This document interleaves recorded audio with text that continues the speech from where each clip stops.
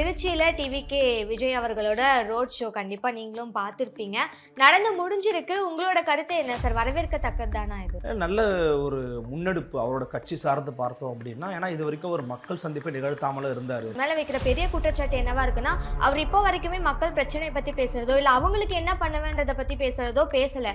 எப்பயுமே வந்துட்டு கட்சியை விமர்சிக்கிறதும், இல்ல மேலோட்டமா ஒரு டெம்ப்ளேட் செட் பண்ணி பேசுறதுமே ஒரு வாடிக்கையா வச்சிட்டு இருக்காரு அப்படின்ற மாதிரியான குற்றச்சாட்டு அவர் மேல வச்சிருக்காரு. இது எத்தனை நாளைக்கு நிக்கும்னு நினைக்கிறாரு? சரி, நீங்க தொடர்ச்சியா கூட்டத்தை மட்டும் காமிச்சு எதிரிகளை நம்ம டிஸ்டர்ப் பண்ணா போதுன்னு ஒரு நினைக்கிறாருல, அது ரொம்ப தப்பான ஸ்ட்ராட்டஜி. இவ்வளவு நாள் திரையிலேயே பார்த்த மக்களுக்கு தரையில பார்க்கணுன்ற ஒரு ஏக்கம், ஒரு ஆவல் இருக்கும். பட் எல்லாருமே ரசிகர்களும் நான் சொல்லல. அட் த சேம் டைம் எல்லாருமே அரசியலுக்காக வந்த கூட்டமும் இல்லை. டிவிகேல அந்த சாட்டர்டே அப்படின்ற ஒரு டேட்டை ஃபிக்ஸ் பண்ணி அந்த நாள்ல மட்டும் போய் பார்ப்பேன் அப்படின்றது எதனால? பேசிக்காவே ஒரு நடிகர், ஒரு ஆக்டர். சினி இண்டஸ்ட்ரியில பாத்தீங்கன்னா பிளானிங் ரொம்ப முக்கியம். அதை தாண்டி வெளியில போனீங்கன்னா உங்களுக்கு ஒர்க் அவுட் ஆகாது, ஃபுல்லாவே டெமாலிஷ் ஆயிடும். அப்ப அதுக்குள்ள ஒரு ஒர்க் பண்றாரு. சனிக்கிழமை நீங்க பேசுறாரு. இன்னைக்கு என்ன கிழமை? திங்கட்கிழமை. நம்ம இன்னும் பேசிட்டு தான் இருக்கோம். எந்த மேடைக்கு போனாலும், எந்த ஒரு இடத்துக்கு போனாலும் தொடர்ந்து பேசிட்டு இருக்கிறது ஒரே விஷயம் தான். அப்படி இருக்கப்போ இப்போ அவர் அடுத்த ஒரு இடத்துக்கு போனாலும் இதே டெம்ப்ளேட் தான் ஃபாலோ பண்ண போறாரு அப்படின்னா, அப்ப அந்த ஸ்ட்ராட்டஜி உடையறதுக்கான வாய்ப்புகள் இருக்குதா? நான் சொல்றேனே, அவருக்கு என்ன தெரியும்னா உங்களுக்கு தெரியும், எனக்கும் தெரியாது. அதுதான் அவர் சஸ்பென்ஸா வச்சுட்டே இருக்கிறார். பட் அவர் சஸ்பென்ஸா வைக்க அவருக்கு ஆபத்து தான்.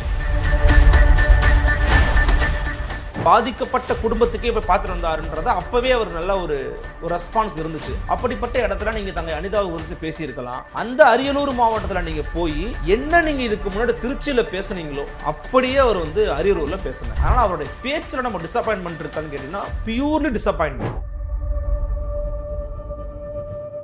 FT பாலிடிக்ஸ் நேயர்களுக்கு வணக்கம். இன்னைக்கு நம்ம கூட ஊடகவியலாளர் அருள்மொழிவர்மன் சார் இருக்காரு. அவர் கூட பேசுவோம். வணக்கம் சார். வணக்கம். எப்படி இருக்கீங்க சார்? சார், திருச்சியில டிவிகே விஜய் அவர்களோட ரோட் ஷோ கண்டிப்பா நீங்களும் பார்த்திருப்பீங்க.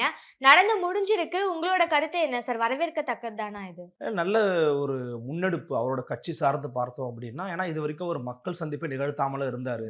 ஒரு மாநாடுகள் மட்டும் போட்டுட்டு அமைதியா அவர் போயிடுறாரு. மற்றபடி அவர் பீப்புள் இன்ட்ராக்ஷன் அப்படிங்கிறத பண்ணாமல் இருந்தாரு.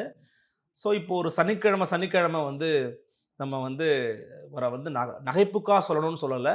சனிக்கிழமை நம்ம பார்த்தீங்கன்னா ஒரு ஃப்ரெண்ட்ஸோடு வெளியில் போவோம், ஒரு பார்ட்டிக்கு போவோம், அந்த மாதிரி வெளியில் ஏதாவது திருவிழாக்களுக்கெல்லாம் போவோம், அவுட்டிங் போவோம். அந்த மாதிரி சனிக்கிழமை இவர் மக்களை பார்க்க போகிறேன் அப்படின்னு சொல்லியிருக்கிறாரு. நான் ஏன் அதை மென்ஷன் பண்ணுறேன் அப்படின்னா, ஒரு தலைவர் அப்படின்னு நீங்கள் உருமாறிட்டீங்க அப்படின்னா பீப்புள் மீட் அப்படிங்கிறத தொடர்ச்சியாக இருக்கணும். இப்போ மு.க. ஸ்டாலின் அவர்களோ, எடப்பாடி பழனிசாமி அவர்களோ, மற்றவர்களோ பார்த்தீங்கன்னா தொடர்ச்சியாக மீட் பண்ணிக்கிட்டு இருக்கிறாங்க. 74 வயசு ஆகுது எனக்கு தெரிஞ்சு எடப்பாடி பழனிசாமிக்கு. காலையில் 11 மணிக்கு ஆரம்பிக்கிறாரு, ஒரு 1 மணிக்கு முடிக்கிறாரு, அப்புறம் சாயங்காலம் 6 மணிக்கு ஆரம்பிக்கிறார், இரவு 11 மணிக்கு முடிக்கிறாரு. அதே மாதிரி இருக்குன்னு நம்ம சொல்ல வரல. பட் இந்த முயற்சி அப்படிங்கிறது விஜய் அவர்களுக்கு ஒரு பாசிட்டிவ் தான். ஏன் பாசிட்டிவ்னா, அந்த கூட்டம் ஒரு பிரம்மாண்டமான ஒரு கூட்டம். அதில் மாற்று கருத்துக்கே இல்லளவும் இல்லை. ஒரு மிக பிரம்மாண்டமான ஒரு கூட்டத்தை கூட்டி காண்பித்திருக்கிறார் திரு விஜய். அந்த கூட்டம் அப்படிங்கிறது ஓட்டாக கன்வெர்ட் ஆகுமா அப்படிங்கிறதான் நமக்கு இங்கே இருக்கிற கேள்வி. ஏன்னா அந்த ஓட்டா எப்படி மாறும் அப்படின்னு நம்ம சொல்லலாம் அப்படின்னா, விஜயனுடைய புரிதல் என்ன, அவர் எப்படி பேசுகிறாரு, அவர் என்ன அரசியல் கொள்கையோட உள்ள மக்கள்கிட்ட இன்ட்ராக்ட் பண்ண போகிறாரு, இதெல்லாம் ரொம்ப முக்கியமான ஒரு விஷயம். குறிப்பாக மக்கள் பிரச்சனைகள் குறித்து விஜயனுடைய ஆழமான புரிதல் என்ன அப்படிங்கிறத நம்ம பார்க்கணும். இப்போ நீங்கள் கேட்ட கேள்விக்கு நான் 2 விதமாக பகுத்து பதில் சொல்கிறேன். ஒன்று, விஜயுடைய இந்த மக்கள் பிரசன்ஸ் அப்படிங்கிறது அவருக்கு ஒரு பாசிட்டிவான ஒரு விஷயம். இன்னைக்கு ஊடகங்கள், தமிழ்நாட்டில் இருக்கக்கூடிய பெரும்பான்மையான ஊடகங்கள் அதை குறித்து தான் பேசிக்கிட்டு இருக்காங்க. ஸோ உங்களுக்கு ஈஸியாக ஒரு மீடியா அட்டென்ஷன் அப்படிங்கிறது ரொம்ப இயல்பாக கிடைச்சிருது. ஸோ மீடியா அட்டென்ஷன் கிடைக்கும் போது வெகுஜன மக்கள் மத்தியில் அப்போ தாவேக்காவது ஒரு பெரிய கட்சி போல் இருக்கு அப்படிங்கிற ஒரு பிம்பத்தை அவரால் செட் பண்ண முடியுது. இது ஒரு பாசிட்டிவான ஒரு விஷயம். இரண்டாவது பார்த்தீங்கன்னா, அவருடைய பேச்சு, அந்த துணி அப்படிங்கிறது ரொம்ப கவனிப்பாங்க. அந்த துணியில் ஒரு அட்டாக்கிங் மோடு இல்லை. நான் பார்க்குற வரைக்கும் யாரையும் ஒரு பெருசாக அட்டாக் பண்ண மாட்டேங்கிறாரு. அது ஒரு மைனஸ். மூன்றாவது மைனஸ் என்ன அப்படின்னா, ஆழமான ஒரு உரை வீச்சா அது இல்லை. இப்போ நீங்கள் அரியலூர் போகிறீங்க. அரியலூர்னு சொன்ன உடனே எனக்கெல்லாம் என்ன ஞாபகம் வரும்னா, கடந்த 10 ஆண்டுகளுக்குள்ளே நடத்தப்பட்ட சம்பவங்கள் அடிப்படையில் தங்கை அனிதா ஞாபகத்துக்கு வருவாங்க. ஏன்னா அவங்க நீட்டுக்காக தன்னுடைய உயிரை மாய்த்து கொண்ட ஒரு பெண்மணி. என்னை விட, நம்மளையும் விட விஜய்க்கு அவர்களுக்கு ரொம்ப நெருக்கமாக இருக்கும். ஏன்னா அவருடைய தந்தையை போய் வீட்டிலேயே போய் சந்திச்சு, இந்த மாதிரி இவ்வளோ ஊர்வலம்லாம் சந்திக்கலை, யாருக்குமே தெரியாம அமைதியான முறையில் போய் விஜய் சந்திச்சுட்டு வந்தார். ஏன்னா விஜய் அவர்கள் வந்து ஒரு கிரேட் எக்ஸாம்பிள். ஒரு திரைத்துறையில் இருக்கிறவங்க ஒரு சமூக பிரச்சனைக்காக அந்த பாதிக்கப்பட்ட குடும்பத்துக்கே போய் பார்த்துட்டு வந்தாருன்றத அப்பவே அவர் நல்ல ஒரு ரெஸ்பான்ஸ் இருந்துச்சு. அப்படிப்பட்ட இடத்துல நீங்க தங்கை அனிதாவை குறித்து பேசியிருக்கலாம். அந்த அரியலூர் மாவட்டத்துல நீங்க போய் என்ன நீங்க இதுக்கு முன்னாடி திருச்சியில பேசுனீங்களோ, நீங்க அந்த கூட்டத்தை நீங்களும் முழுமையா பார்த்திருப்பீங்க ஆஸ் அ சக ஜர்னலிஸ்டா. அந்த திருச்சி கூட்டத்தில் பேசப்பட்ட அத்தனை விஷயங்களையும் அப்படியே அவர் வந்து அரியலூர்ல பேசினாரு. எக்ஸ்ட்ரா 2 விஷயம் தான் மாறி இருக்கும். ஒன்னு திருச்சியை பத்தின ஸ்கிரிப்ட் வேற கொடுத்திருப்பாங்க, அரியலூர் பத்தின ஸ்கிரிப்ட் வேற கொடுத்திருப்பாங்க. அதையும் நீங்க ஒண்ணா சொன்னீங்கன்னா மாட்டிப்பீங்க. ஸோ அது மட்டும் தான் வேறையா இருந்துச்சு. அதுதான் நம்ம அவர்கிட்ட இருக்கிற ஒரு டிராபேக்கா அவர் பார்க்குறோம். அது ஒரு செட்பேக்கா நம்ம பார்க்குறோம். ஒரு மைனஸ் பாயிண்டா நம்ம பார்க்குறோம். இதை சொல்றதுனாலே நமக்கு பட்டம் சுட்டுவாங்கன்னா அதை பத்தி கவலை இல்லை நமக்கு. ஆனா இது மாதிரியான தொடர்ச்சியா அவர் பண்ணாருன்னு வச்சுக்கோங்களேன், அது எந்த விதமான தாக்கத்தையும் ஏற்படுத்தாது. எல்லாரும் ஒரு விஷயத்தை தொடர்ச்சியா பேசுறாங்க, ஆனா இன்னொரு பக்கத்தை பேச மறுக்கிறாங்க. ஒரு காயின் எடுத்துக்கிட்டீங்கன்னா 2 பக்கத்தை பத்தியும் பேசணும். நீங்க என்ன பண்றீங்க, கூட்டத்தை பத்தி மட்டும் பேசுறீங்க. நானும் அதை ஒத்துக்கிறேன், எல்லாருமே ஒத்துப்பாங்க. ஏன்னா யாராலையுமே மறுக்க முடியாதுங்க. ஒரு திரையுலகத்தினுடைய ஒரு சூப்பர் ஸ்டார் அவரு, தமிழ் சினிமாவினுடைய ஜாம்பவான், வசூல் சக்கரவர்த்தி. இவ்வளவு நாள் திரையிலேயே பார்த்த மக்களுக்கு தரையில பார்க்கணுன்ற ஒரு ஏக்கம், ஒரு ஆவல் இருக்கும். பட் எல்லாருமே ரசிகர்கள்னு நான் சொல்லல. அட் த சேம் டைம் எல்லாருமே அரசியலுக்காக வந்த கூட்டமும் இல்லை அப்படியே நம்ம சேர்த்து சொல்லணும். அப்ப நீங்க 2மே கலந்த கூட்டமா இருக்குன்னா அந்த கூட்டத்தை அரசியல்படுத்த வேண்டிய தேவையும் கடமையும் பொறுப்பும் மிக அதிகமாக விஜய் அவர்களுக்கு இருக்குது. அந்த கடமை உணர்ந்து செயல்பட்டாரா அன்னைக்குன்னு பார்த்தோம்னா இல்ல. ஏன்னா அந்த விடையை நம்ம ஓப்பனா தான் பேசி ஆகணும். அவர் நிறைய எதிர்பார்த்தோம், நம்ம நிறைய விஷயங்களை குறித்து பேசுவார். இப்போ ஓட்சோரியை பத்தி பேசினாரு, ஓட்டு திருட்டு. அந்த ஓட்டு திருட்டு விவகாரத்தை அம்பலப்படுத்தி இந்த நாட்டு மக்கள் முன்னிலையில முன்வைத்த நபர் யாரு? ராகுல் காந்தி. ராகுல் காந்தி பிரஸ்ஸை மீட் பண்றாரு, வேற ஏதாவது கொஸ்டின் இருக்கான்னு கேட்கிறாரு, பிரஸ்ஸை மீட் பண்ணி 1 to 1 பேசுறாரு. அவ்வளவு பெரிய தலைவர் பிரஸ்ஸை மீட் பண்றாரு. ஏன்? ஊடகத்தின் மூலமாகத்தான் இந்த செய்திகளை மக்கள் மத்தியில் கொண்டு போய் சேர்க்க முடியும்னு. அவர் பேசுறதுல ஒரு பாதி விஷயங்கள் அளவு ஒரு கால் பகுதியை மட்டும் அவர் பேசியிருந்தாலுமே கூட மிக சிறப்பானதா இருக்கட்டும் இருந்திருக்கும். அவர் என்ன பண்றாரு தெரியுங்களா? இப்ப நான் வந்து ஒரு 12வது படிக்கிற ஒரு மாணவன், ஒரு 1வது படிக்கிற ஒரு சின்ன பையன் இருக்கான்னு வச்சுக்கோங்களேன். அவனுக்கு என்ன சொன்னா புரியுமோ அவனோட சப்ஜெக்டை பத்தி, இல்ல ஏன் சப்ஜெக்டை பத்தி புரியுமோ அதை மட்டும் நான் சொல்லிட்டு போயிடுறேன். அது எப்படி வந்து இருக்குமோ அதே மாதிரி இவர் பண்றாரு. ஆக்சுவலி இந்த மெத்தட், இந்த ஃபார்முலா, அந்த சூத்திரம் அப்படிங்கிறது அரசியலுக்கு பொருந்தாது. அரசியல்ல உங்களை மாற்றம்னு நம்பி வர்றவனுக்கு நீங்கள் தான் சரியான மாற்று அப்படிங்கிறத காண்பிக்க வேண்டிய கடமை உங்கள்கிட்ட இருக்கு. அந்த அந்த உரையினுடைய தொடக்கத்தை நீங்க கவனிச்சிங்களா? அவர் சொல்றாரு, பழங்காலகட்டங்கள் எல்லாம் இந்த போருக்கு போவதற்கு முன்னாடி குலதெய்வ கோயிலுக்கு போயிட்டு போவாங்க. அதே போலதான் மக்களே 2026ஆம் ஆண்டு ஜனநாயக போர் நிகழப் போகிறது. அதனால நான் உங்களெல்லாம் பார்த்துட்டு போலான்னு வந்திருக்கேன். இந்த வார்த்தை அப்படியே இருக்கு, எடுத்து பாருங்க. பார்த்துட்டு போறதுக்கு நீங்க யார் சீஃப் கெஸ்டா என்ன? நீங்க மக்களின் பிரதிநிதியா உங்களை ஆக்கணும்னு சொல்றீங்க, மக்களின் முதல்வர் வேட்பாளர் விஜய்னு சொல்றீங்கன்னா உங்கள் வழிகளை போக்க வந்திருக்கிறேன் விஜய், உங்கள் கோரிக்கைகளுக்கு உரிமை குரலாய் ஒலிக்க வந்திருக்கிறேன் உங்கள் விஜய், இப்படின்ல நீங்க பேசி துவங்கி இருக்கணும். அப்ப நமக்கு அதுல டிசப்பாயின்மெண்ட் ஆயிருச்சு. இன்னும் ஒரு போற போக்குல பார்த்துட்டு போறான்னு வந்திருக்கேன் அப்படிங்கிறாருன்னும் போது யார் சொல்லுவா? இப்ப நான் உங்க ஸ்டுடியோ பக்கமா வெளியில போறேன்னு வச்சுக்கோங்களேன். இப்ப நண்பர் இருக்காரு, இங்க அகிலன் இருக்காருன்னா, இல்ல தொழில் சும்மா போற போக்குல பார்த்துட்டு போறான்னு வந்திருக்கேன் அப்படின்னு சொன்னா அவருக்கு எப்படி இருக்கும்? இன்னும் ஒரு நம்ம இன்டர்வியூக்கு பேசிருந்தோம், ஒரு போற போக்குல பார்த்துட்டு போறான்றான், அந்த மாதிரி இருக்கு எனக்கு. நீங்க ஒரு கட்சியின் தலைவர், நீங்க போற போக்கெல்லாம் பார்த்துட்டு போக கூடாது. நேரா வந்தேன், எதுக்காக வந்தேன்? நீங்க எங்களை தேர்வு பண்ணணுங்கிறதுக்காக தான் வந்தேன். இந்த தீய ஆட்சியை நீங்க ஒழிக்கணும், இப்படிலாம் நீங்க பேச ஆரம்பிச்சிருக்கணும். அப்படி எதுவும் இல்லை. அதனால அவருடைய பேச்சுல நம்ம டிசப்பாயின்மெண்ட் இருக்கான்னு கேட்டீங்கன்னா பியூர்லி டிசப்பாயிண்டட். நம்ம வந்து எதிர்பார்த்த மாதிரி அவர் பேசல. அவர் என்ன பண்றாருன்னா, தொடர்ச்சி நம்ம சொன்னோம் பாத்தீங்களா, மாநாட்டில் தான் தொடவேலன்னு சொல்லிட்டு, ஸோ யாரோ ஒருத்தர் சொல்லிட்டு இருக்கிறாங்க. அவங்க என்ன பண்ணியிருக்கிறாங்கன்னா, தொடர்ச்சியா ஒரு 10 பிரச்சனை இருக்கு. இப்போ நீங்களே ஒரு 20 பிரச்சனை சொல்லிருவீங்க, அந்த மாதிரி ஒரு 10 பிரச்சனை எழுதி கொடுத்துட்டாங்க. வாக்கு திருட்டு, அப்புறம் வந்து 1 நேஷன் 1 எலெக்ஷனு, அதன் பிறகு தமிழ்நாட்டுக்குள்ள பார்த்தீங்கன்னா கிட்னி திருட்டு, நீட்டு பிரச்சனை, கச்சத்தீவு பிரச்சனை, காவிரி பிரச்சனை பற்றி டீட்டெயிலாக பேசின மாதிரி எனக்கு தெரியல. சில பிரச்சனை ஒரு 10 பிரச்சனை இருக்கும் சார், 10 பிரச்சனை இருக்குமா? அந்த 10 அப்படியே பேசினார். பட் நீங்கள் எப்படி பேசியிருக்கணும்? நீட்டுன்னு எடுத்துக்கிட்டா கூட நீட்டை ஏன் நம்ம எதிர்க்கிறோம்? அவர் மாநாட்டிலே அப்படி தான் பேசினாரு. மோடிஜி அவர்களே நீட்டை ஒழிச்சிருங்க, நீட்டை விலக்கிருங்க அப்படின்னாரு. ஏன் நீட்டை விலக்கணும்? ஒரு 10 பாயிண்ட் சொல்லுங்க. ஏன் நீட்டை விலக்கணும்னு நீங்க திமுக காரனை கூப்பிட்டீங்கன்னா ஒரு 10 பாயிண்ட் சொல்லுவான். நாம் தமிழர் கட்சி கூட ஒரு 10 பாயிண்ட் சொல்லுவான். மாநில உரிமைக்கு எதிரானது, சமத்துவத்திற்கு எதிரானது, தமிழ் வழி மாணவர்களுக்கு எதிரானது, அடிப்படையில் சர்வாதிகார போக்குடையது, தனியாருக்கு ஆதரவானது, கார்ப்பரேட் கைக்கூலிகளாக இந்த கல்வி சந்தையை மாற்றுகிறது ஒன்றிய பாஜகன்னு ஒரு 20 பாயிண்ட் சொல்லுவாங்க. அப்ப நீங்க என்ன நினைக்கிறீங்கன்னு நீங்க எக்ஸ்பிரஸ் பண்ணணும்ல. ஒரு தலைவன் சிக்கல்களை குறித்த பார்வை எப்படி வச்சிருக்கிறாரு அப்படின்றத மக்களுக்கு தெரியப்படுத்த வேண்டிய பொறுப்பு ஒரு தலைவனுக்கு தான் இருக்கு. அதுக்கு 2 வழிதான் இருக்குது. ஒன்று நீங்களே மேடை அமைத்து பேசுவது, அல்லது நம்மை போன்ற ஊடகங்களை அழைத்து ஊடக சந்திப்பை நிகழ்த்துவது. 2வது அவர் பண்ண போறதா இல்லை. எலெக்ஷன் முடிஞ்சிருக்கும், அவர் பண்ண மாட்டார் நான் நினைக்கிறேன். ஏன்னா அவரால் பண்ண முடியாது எனக்கு தெரிஞ்சு. அப்படி பண்ணார்னா மிகப்பெரிய விஷயம், மனமார்ந்த வாழ்த்துக்கள் நான் சொல்லுவேன்.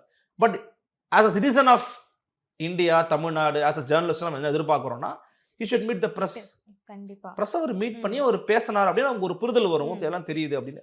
அப்படி இல்லையா, யாராச்சும் ஒரு சேனலுக்கு இல்லை உங்கள் சேனலுக்கு FT பாலிடிக்ஸை கூப்பிட்டு உட்கார வச்சு நீங்களே கொஸ்டின் கூட கொடுத்துருங்க, அவர் பதில் சொல்லட்டும்.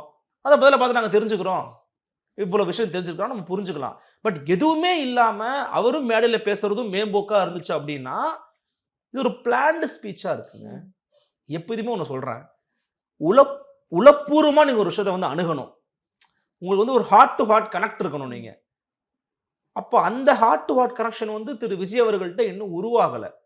இப்போதைக்கு அவருக்கும் அவங்களுக்கும் இருக்கிற ஒரே கனெக்ஷன் வந்து திரையில் அவரை பார்த்து ரசித்த ஒரு நபர், ஒரு மனிதன் அவரை தரையில பார்த்து பிரமிச்சு போறான். அதற்கு காரணம் அவருடைய கடுமையான உழைப்பு. திரைத்துறையில் அவர் கடுமையாக உழைச்சிருக்கிறாரு.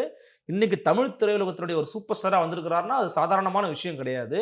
ஒரு வாரிசா ஒரு இயக்குனருடைய மகனா இருந்தாலுமே கூட திறமையெல்லாம் வந்திருக்க முடியாது. ஸோ திறமையான மேலே வந்திருக்கிறாரு. அது மட்டும்தான் இன்னைக்கு அவர்கிட்ட இருக்குன்னு நம்ம சொல்றோம். அப்போ அதை தாண்டிய விஷயங்களை அவர் பண்ணணும், பேசணும். அப்படி பேசினார்னா மட்டும்தான் அந்த கூட்டத்தை வந்து அவர் இன்னும் அதிதீவிரமான கொள்கையை உள்வாங்கின ஒரு கூட்டமா மாற்ற முடியும். அப்படி இல்லைன்னா அது வெறும் பல பேர் சொல்ற மாதிரி கூடி கலைகிற கூட்டமாக தான் இருக்கும். அதுக்கான வாய்ப்பை விஜய் உருவாக்கக்கூடாதுன்னு நினைக்கிறேன். கண்டிப்பா சார். நீங்க சொன்ன மாதிரி இப்போ அரசியல் சுற்றுப்பயணம் அப்படின்னா எல்லா நாட்களும் தான் இருக்கணும். ஒரு அரசியல் கட்சி தலைவர் மக்களை போய் சந்திக்கிறதுக்கு இந்த டேட் தான் வருவேன், இந்த டேட் தான் வருவேன் அப்படின்னு ஃபிக்ஸ் பண்ணி வச்சிருக்க கூடாது. ஆனா டிவிக்கையில் அந்த சாட்டர்டே அப்படின்ற ஒரு டேட்டை ஃபிக்ஸ் பண்ணி அந்த நாள்ல மட்டும் போய் பார்ப்பேன் அப்படின்றது எதனால சார்? ஏன் இப்படி? இல்லை, அவங்களுடைய ஒரு ஸ்ட்ராட்டஜி அதில் இருக்கு. நம்ம ஒரு விஷயத்தை மறுக்கக்கூடாது. அவங்க வந்து இந்த சாட்டர்டே வரது நமக்கு எனக்கெல்லாம் வந்து பார்த்தா உடன்பாடு கிடையாது. நிறைய விஷயங்களெல்லாம் அவர் பேசணும்னா வாரம் வரணும். இப்போ நீங்கள் பார்த்தீங்கன்னா ராமதாஸுக்காரன்னு வச்சுக்கோங்களேன், அவர் வியாழக்கிழமை ப்ரெஸ் மீட் கொடுப்பாரு. இதுக்கு முன்னாடியே அந்த மாதிரி ஒரு பழக்கத்தை வச்சுருந்தாரு. கருணாநிதி ஒரு பழக்கத்தை வச்சுருந்தாரு. ஏன் அப்படி பழக்கத்தை வச்சுருந்தாங்கன்னா, நம்ம கனெக்ட் ஆகிறதே வயா மீடியா தான். ஸோ அப்படி பழக்கத்தை வச்சுருந்தாங்க ஃபார் ப்ரெஸ்ஸே. அப்போ மக்கள் சந்திப்பதும் 6 மாதம் எலெக்ஷன் இருக்குது அப்படின்னா நீங்கள் தொடர்ச்சியாக அதை பண்ணணும். At least dated. அவர் ஏன் நீங்கள் கேட்ட கேள்வி சரியான ஒரு கேள்வி, ஏன் சனிக்கிழமைன்னு ஃபிக்ஸ் பண்ணுறாருன்னு வச்சுக்கோங்களேன், அவர்கிட்ட ஒரு திட்டம் இருக்குன்னு நான் நினைக்கிறேன். ஏன்னா பேசிக்காகவே ஒரு நடிகர், அவர் ஒரு ஆக்டர். சினி இண்டஸ்ட்ரியில் வந்து பார்த்தீங்கன்னா பிளானிங் ரொம்ப முக்கியம், ஸ்கிரிப்ட் ரொம்ப முக்கியம். அதை தாண்டி வெளியில் போனீங்கன்னா உங்களுக்கு ஒர்க் அவுட் ஆகாது, ஃபுல்லாகவே டெமாலிஷ் ஆகிடும். அப்போ அதுக்குள்ளே அவர் ஒர்க் பண்ணுறாரு. சனிக்கிழமை நீங்கள் பேசுகிறாரு. இன்றைக்கி என்ன கிழமை? திங்கக்கிழமை. நம்ம இன்னும் பேசிட்டு தான் இருக்கோம். அவர் சனிக்கிழமை பேசுகிறத ஞாயிற்றுக்கிழமையும் பேசினாங்க, திங்கக்கிழமை நம்ம பேசுகிறோம். கண்டிப்பாக செவ்வாய் புதன்லையும் யாராவது ஒருத்தர் பேசுவாங்க. காரணம் அதை குறித்து யாராவது கமெண்ட் பண்ணியிருப்பாங்க. இப்போ நேற்று சீமான் கமெண்ட் பண்ணியிருக்காருன்னு நம்ம பார்க்குறோம், ஸ்டாலின் கமெண்ட் பண்ணியிருக்காருன்னு பார்க்குறோம். மற்றவங்க நாளைக்கு கமெண்ட் பண்ணுவாங்க, இல்லை இன்றைக்கி பேசுவாங்க. அப்படின்னா அது டாக் ஆஃப் த டவுனாகவே இருந்துக்கிட்டே இருக்குது. ஸோ சனிக்கிழமை நீங்கள் பேசுகிறது ஞாயிறு, திங்கள், செவ்வாய், புதன் ஓடிக்கிட்டே இருக்கும். 2 நாள் கேப்பு. திருப்பி சனிக்கிழமை உங்களை மீட் பண்ண வருவார். திருப்பி காலையில் 6 மணிக்கு விஜய் வீட்டு வாசலில் போய் நின்று நம்மளுடைய ஆகச்சிறந்த ஊடகங்கள் எல்லாம் போய் என்ன பண்ணுவாங்கன்னா, விஜய் எப்போ கதவு திறப்பாருன்னு வெயிட் பண்ணிட்டு இருப்பாங்க. இது தமிழ்நாட்டு ஊடகங்களின் சாபக்கேடு. அது யாருக்காக இருந்தாலும் தப்பு தான். அது ஒருத்தர் எப்போ வீட்டு வாசல் திறப்பாருன்னு காத்துக்கிட்டு இருக்கிறதுங்கிறது ஒரு அறிவிலித்தனமான ஒரு அறிகுறி. அவங்களுக்கு வந்து என்னன்னா, அவர் என்ன பேசுவாருன்னு நீங்கள் கேட்குறீங்களா, ஃபைன். கூட்டத்துக்கு அமைக்கிறீங்களா, ஃபைன். அதை பற்றி பிரச்சனையே கிடையாது. எனக்கு தெரிஞ்சு உங்களுக்கு வானத்தில் தான் ஸ்பேஸ் இல்லை. ஒருவேளை வானத்தில் ஸ்பேஸ் இருந்தது அப்படின்னா, இந்த ஃப்ளைட் போகுது பார்த்தீங்களா, அப்போ பேரலாக ஒரு ஃப்ளைட் எடுத்துகிட்டோ அல்லது அதுக்கான ஸ்பேஸ்லேயோ ட்ராலிலேயோ போயிட்டு ஃப்ளைட்டில் என்ன பண்ணுறாரு விஜய்னு கூட காமிப்பாங்க. அந்த அளவுக்கான ஒரு ஒரு போதையில நம்மளுடைய ஊடகங்கள்லாம் பெருநிறுவன ஊடகங்கள் நான் சொல்றேன். ம். சின்ன சின்ன சேனல்ஸ் கூட விட்டுருங்கங்க. அவங்களுக்கு ஏதோ ஒரு வியூஸ் பார்க்கணும். விஜய காட்டினா நிறைய பேர் பார்ப்பாங்கன்னு இருக்கலாம். பட் பெரிய ஊடகங்களுக்கு ஒரு பெரிய பொறுப்பும் கடமையும் இருக்குல்ல. அவங்களே இத பண்ணாங்கன்றது ரொம்ப வருத்தத்துக்குரிய செய்தி தான். அப்ப நான் என்ன சொல்ல வந்தேன்னா, அந்த சனிக்கிழமைன்றத ஒரு ஷெட்யூல்டு பிளான் தான். அது ஒரு பிளான் பண்ணி தான் அவர் பண்றாரு. அவருக்கு தெரியுங்க, எது பண்ணா பேசுவீங்கன்னு அவருக்கு தெரியும். அங்கிள்னு சொன்னா நீங்க பேசுவீங்கன்னு அவருக்கு தெரியும். கரெக்ட்டா சொன்னாரு. இப்ப நான் அங்கிள்னு சொன்னா எதிர்பார்ப்பாங்களான்னு அவருக்கு தெரியும். கேப் விடுறாரு. ம். அப்ப எல்லாமே அவருக்கு தெரியுது. விஜய் நான் ஒண்ணு சொல்றேன். விஜய்க்கு வந்து கொள்கை ரீதியா, கோட்பாடு ரீதியா, மற்ற சிக்கல்கள் ரீதியா ஆழமான புரிதல் இல்ல. அல்லது அவர் பேச மறுக்கிறார். 2 இருக்கணும். அவர் பேச மறுக்கிறனால நான் இல்லன்ற முடிவுக்கு வரேன். ம். அல்லது அவருக்கு தெரிஞ்ச அவர் அமைதியா இருக்கிறாருன்னு நமக்கு தெரியாது. ஆனா மற்ற விஷயங்கள் அவர் ரொம்ப தெரிஞ்சு தான் செயல்படுறாரு. சார் நீங்க சொல்ற மாதிரி எடுத்துக்கிட்டாலும் இப்போ சாட்டர்டே அப்படின்றது அவரோட ஸ்ட்ராட்டஜியா இருக்கு. பட் எல்லாருக்கும் தெரிஞ்ச ஒரு விஷயம் என்னன்னா, அவர் எந்த மேடைக்கு போனாலும், எந்த ஒரு இடத்துக்கு போனாலும் தொடர்ந்து பேசிட்டு இருக்கிறது ஒரே விஷயம் தான். அப்படி இருக்கப்போ இப்போ அவர் அடுத்த ஒரு இடத்துக்கு போனாலும் இதே டெம்ப்ளேட் தான் ஃபாலோ பண்ண போறாரு அப்படின்னா, அப்ப அந்த ஸ்ட்ராட்டஜி உடையறதுக்கான வாய்ப்புகள் இருக்குதானே சார்? சரியான கேள்வி. உடையும் அது. ஏன்னா இப்ப நீங்க வந்து ஒரு நாள் எனக்கு தெரிஞ்சு என்னன்னா, அதுல கூட ஒரு திட்டம் போட்டிருப்பாரு. ம். ஒரு நாளுக்கு ஒரு ஸ்கிரிப்ட் தான். இப்போ ஒரு நாளுக்கு காலையில நீங்க திருச்சி பார்த்தாச்சு, அரியலூர் பார்த்தாச்சு, பெரம்பலூர் போக முடியல. ஸோ அந்த நாள்ல அந்த ஸ்கிரிப்ட் முடிஞ்சு போச்சு. அடுத்து இப்போ எந்த ஊருக்கு போறான்ற பிளான் ஷெட்யூல் எடுத்து பார்த்தீங்கன்னா தெரியும். ஒரு 3 ஊர் இருக்கா, அந்த 3 ஊருக்கு ஒரு ஸ்கிரிப்ட் ரெடி பண்ணி வச்சிருப்பாரு. அந்த ஸ்கிரிப்ட் பத்தி மட்டும் தான் அவர் பேசுவாரு.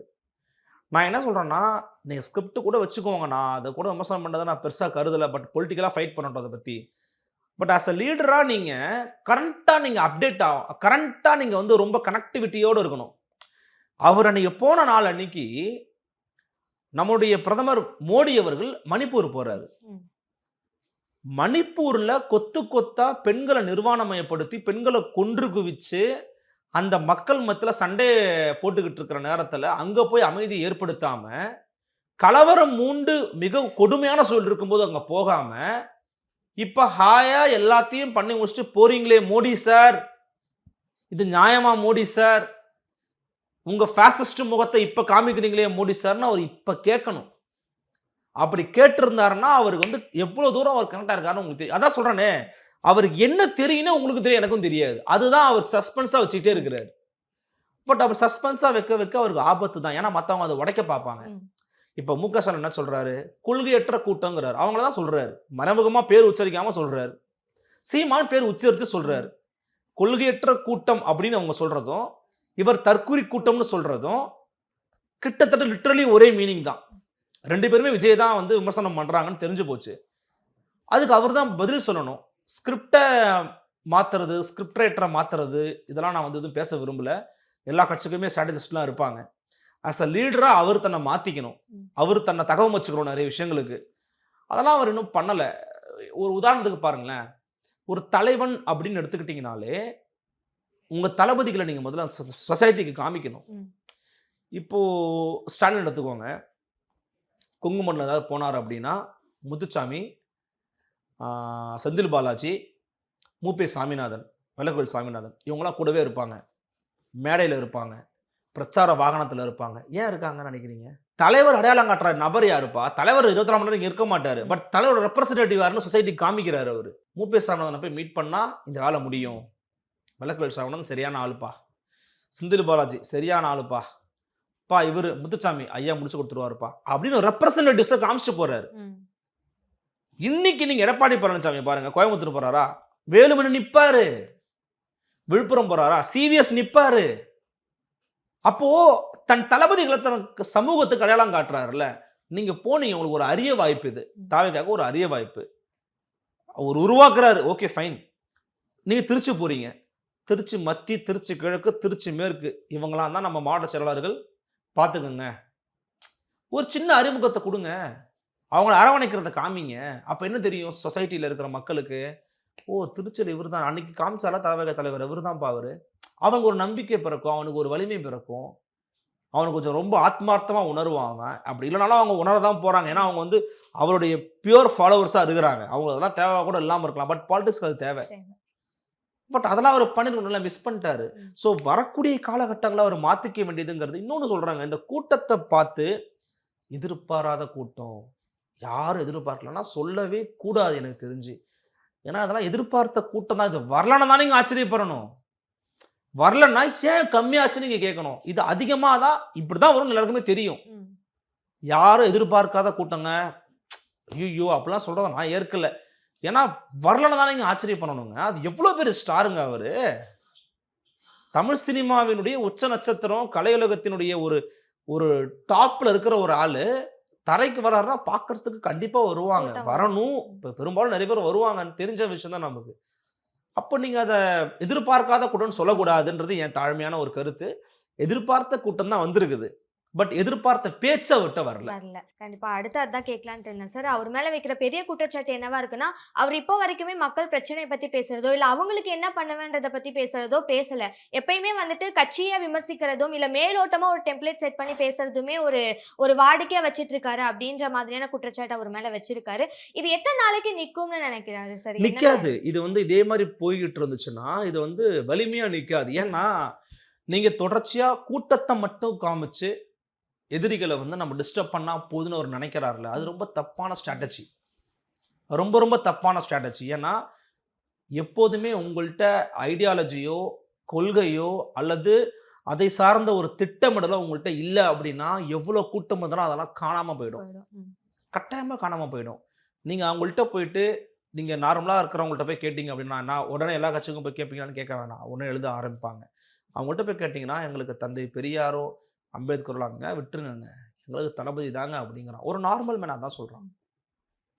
இப்ப நம்ம என்ன நினைக்கிறோம்னா, நீங்க அது கூட சொல்ல வேணாம். பட் இவரு என்ன சொல்றாருங்கிறது ரொம்ப முக்கியம்ல. எல்லாரும் திரும்ப திரும்ப கேட்கிற கேள்வி ஒண்ணே ஒண்ணுதான். ஐயா பெரியார பத்தி பேசுறீங்க. ஆனா அம்பேத்கர பத்தி பேசுறீங்க. ஆணவ படுகொலை நிகழ்ந்து இவ்வளவு நாட்கள் ம். ஆயிடுச்சு. இப்ப வரைக்கும் அந்த ஆணவ படுகொலையை எதிர்த்து ஒரு பதிவு திரு விஜய் அவர்கள்ட்ட இருந்து வரல. வரல. ஒரு கண்டன அறிக்கை விஜய் அவர்கள் கையொப்பத்தோட வரல. ஆணவ கொலைக்கான தனிச்சட்டத்தை இயற்றுவோம் என்று சொல்லக்கூடிய முதலமைச்சர் மு.க. ஸ்டாலினுடைய முகத்திரையை கிழிக்கக்கூடிய அத்தனை வாய்ப்பும் உங்கள் பொற்கரங்களில் அளிக்கப்பட்டும் கூட நீங்க அதை கிழிக்க விரும்பவில்லை. அப்ப என்ன காரணம்? ஏன் அது பேச மறுக்கிறீங்க?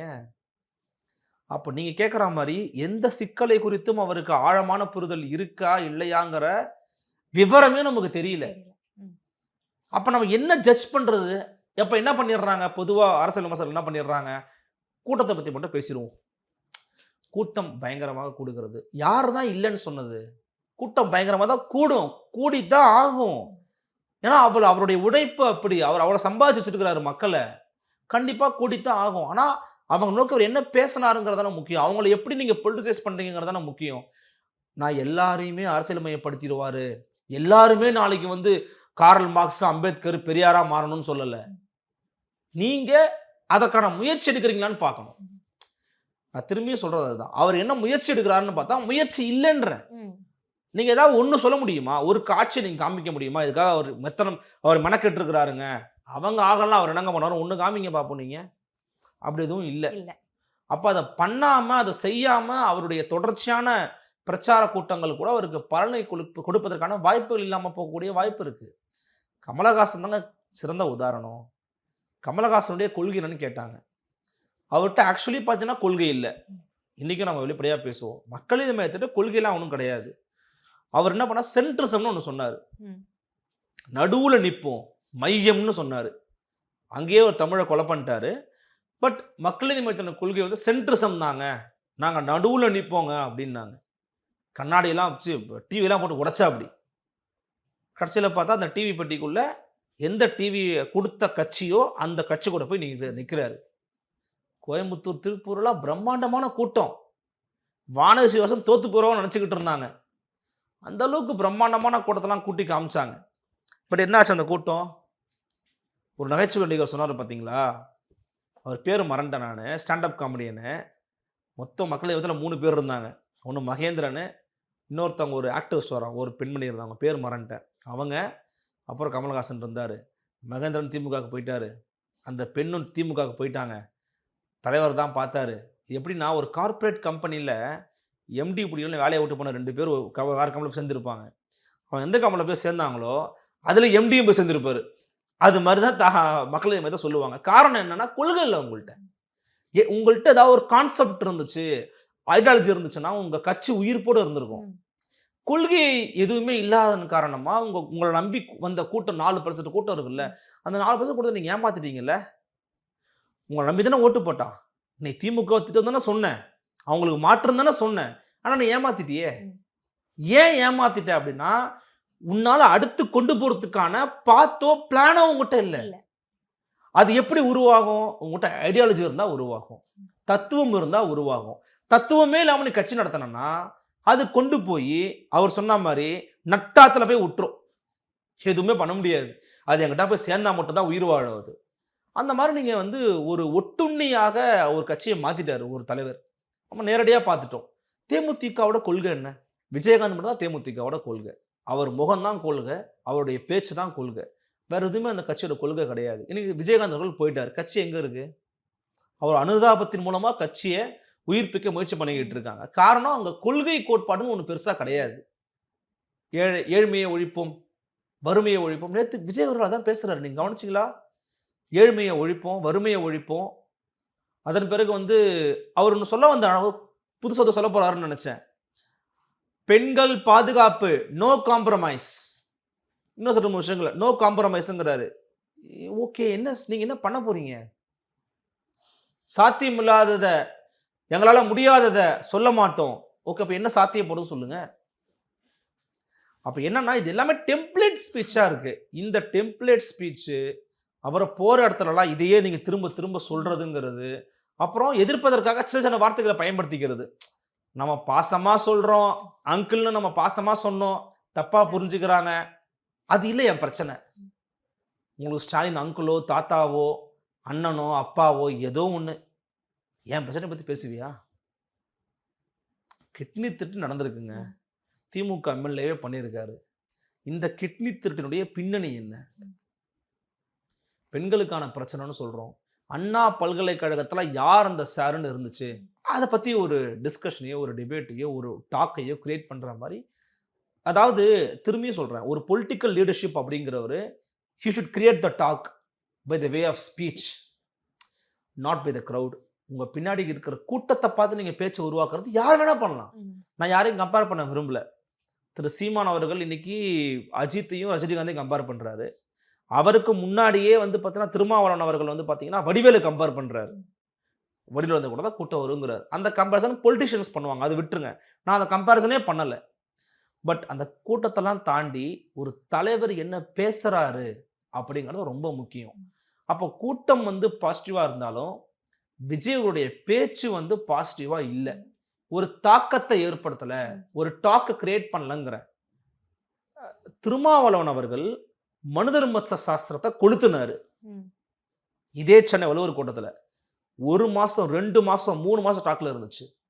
திரு சீமான் நான் பெரியாரோட முரண்படுறேன், பெரியார் தமிழுக்கு எதிரான நிற்கிறாரு அப்படின்னு சொல்லும்போது தமிழ்நாட்டில் இருக்கிற திராவிடர் கழகத்திலேருந்து திமுக தலைவர்லேருந்து ஒட்டுமொத்த கட்சிகளும் அதுக்கு ரியாக்ட் பண்ணாங்க.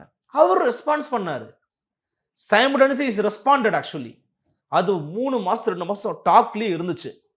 ஒரு தலைவர் அப்படிங்கிறவர் என்னுடைய நிலைப்பாட்டின் மூலமாக, என்னுடைய பேரறிவிப்பின் மூலமாக இந்த சமூக தளத்தில் ஒரு டாக்கை கிரியேட் பண்ணணும். அது விஜய் அவர்கள் இனிமே பண்ணணும்னு நான் விரும்புகிறேன். இப்போ வரைக்கும் அவர் பண்ணலை. ரொம்ப நன்றி சார். பொறுத்திருந்து தான் பார்க்கணும். இதுக்கு மேலேயாவது போகிற கூட்டங்கள்ல அவர் ஏதாவது பேசுவாரா அப்படின்றது நிறைய விஷயங்கள் சொல்லியிருக்கீங்க. ரொம்ப நன்றி.